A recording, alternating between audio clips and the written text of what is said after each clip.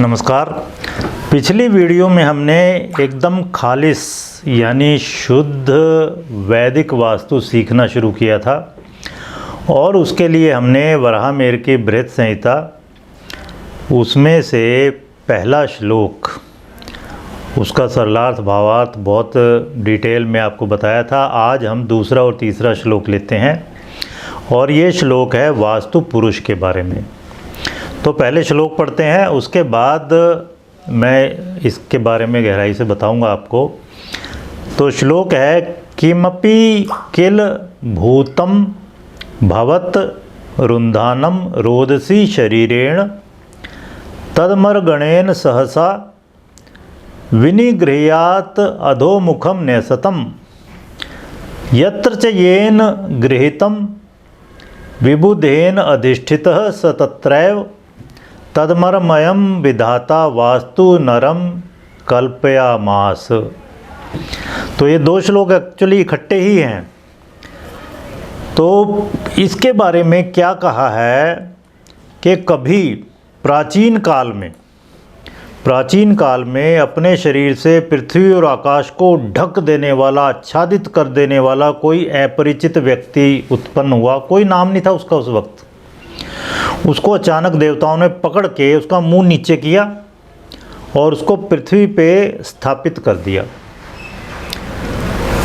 उस समय वो जो अननोन पर्सन था, अपरिचित व्यक्ति था, उसके जिस अंग को जिस देवता ने पकड़ रखा था उस देवता ने उस अंग में अपना स्थान बना लिया।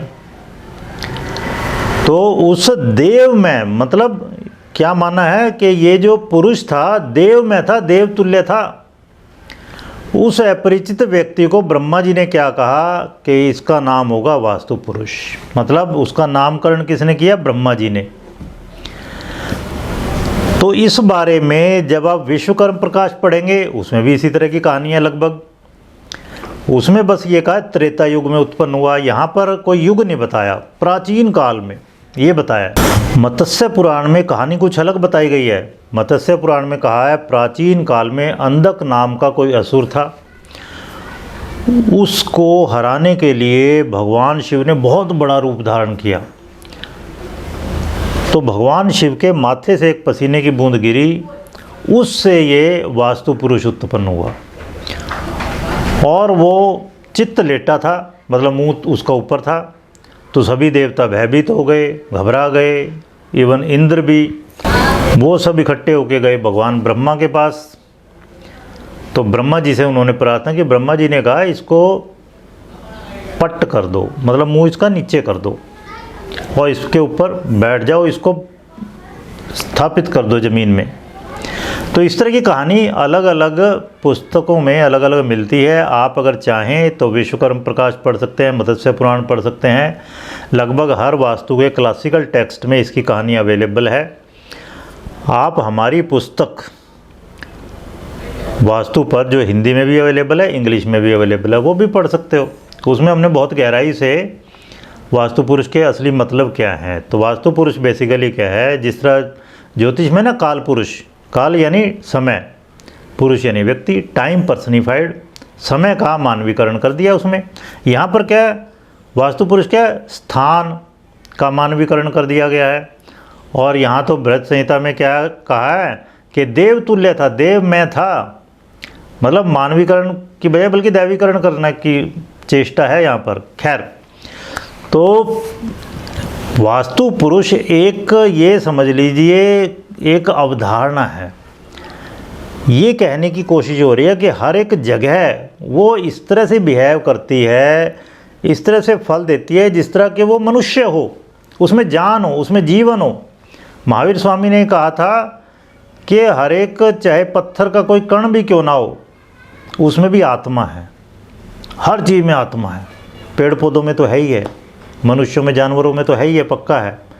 लेकिन इनएनिमेट चीज़ें, यहाँ तक के कण कण में आत्मा है। तो उसी चीज़ को यहाँ ये वास्तुशास्त्र कह रहा है।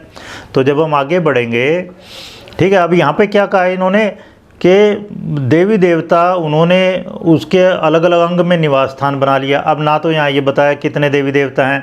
जब इसी पुस्तक में हम 51 से 54वां श्लोक करेंगे। ये 4 श्लोकों में बता रखा है कि कौन से देवता वास्तु पुरुष के किस शरीर पर विराजमान है, तब हम डिटेल में आपको बताएंगे। और फिर यहाँ देखो ये किया कि मुंह नीचे कर दिया, ये भी नहीं बताया अभी किस दिशा में मुंह किया है उसका, और बाकी अंग कौन सा किस दिशा में है वो भी नहीं बताया गया। तो वो हम आगे आने वाले श्लोकों में आपको बताएंगे। आप जो अगर वास्तु में इंटरेस्टेड हैं इसको डीपली पढ़ने में, पहले तो आप वास्तु के क्लासिकल टेक्स्ट पढ़ सकते हैं, फिर हमारी किताबें जो हैं ये वो पढ़ सकते हैं।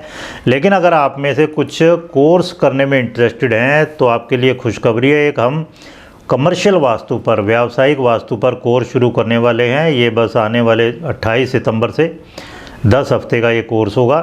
तो जो भी आप में से इच्छुक हों, इंटरेस्टेड हों, आप हमें दिए गए फ़ोन नंबर पर कांटेक्ट कर सकते हैं। इसके अलावा हमारे पास कई कोर्सेज़ की प्री रिकॉर्डेड लेक्चर्स हैं जो हम समय समय पर करते रहे हैं, और आप क्योंकि अब यूट्यूब पे हमसे जुड़े हैं तो इस तरह समय समय पर लोग जुड़ते रहते हैं, तो हर एक के लिए हर बार कोर्स नए सिरे से करना संभव नहीं होता। तो हमारे पास रिकॉर्डेड लेक्चर्स हैं, वास्तुशास्त्र के अलग अलग सेगमेंट बना दिए हमने।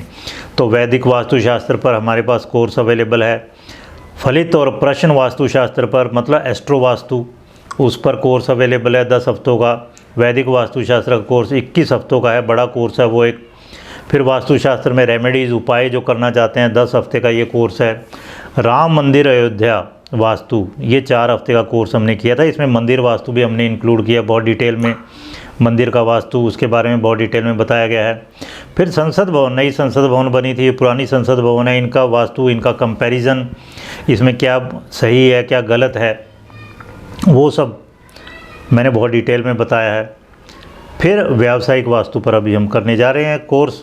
तो इसके अलावा भी अगर आपका एस्ट्रो साइंसेस जो है उनमें इंटरेस्ट है तो वैदिक ज्योतिष पर हमारा कोर्स अवेलेबल है, हस्तरेखा शास्त्र पर कोर्स अवेलेबल है, वास्तु और ज्योतिष में उपाय ये कोर्स हमारे पास अवेलेबल है, टैरो कार्ड रीडिंग पर कोर्स हमारा है, हमने बुक भी लिखी हुई है टैरो कार्ड रीडिंग पर, लेकिन वो उन्हीं को देते हैं हम जो कोर्स को ज्वाइन करते हैं।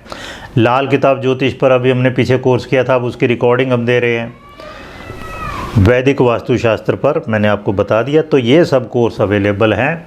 तो आपको जो भी बातें कहनी हैं, कुछ भी आप सजेशन देना चाहते हैं, आप कुछ एडिशन अल्ट्रेशन करना चाहते हैं, आप कमेंट सेक्शन में हमें ज़रूर बताएं, या आप ये चाहते हैं कि इस टॉपिक पर बोला जाए तो आप ये जो हम वराहमिहिर की बृहत संहिता डिस्कस करें, इसमें 125 श्लोक हैं। आज हमने दूसरा तीसरा श्लोक डिस्कस किया, सभी श्लोक हम कवर करने वाले हैं धीमे धीमे। धन्यवाद।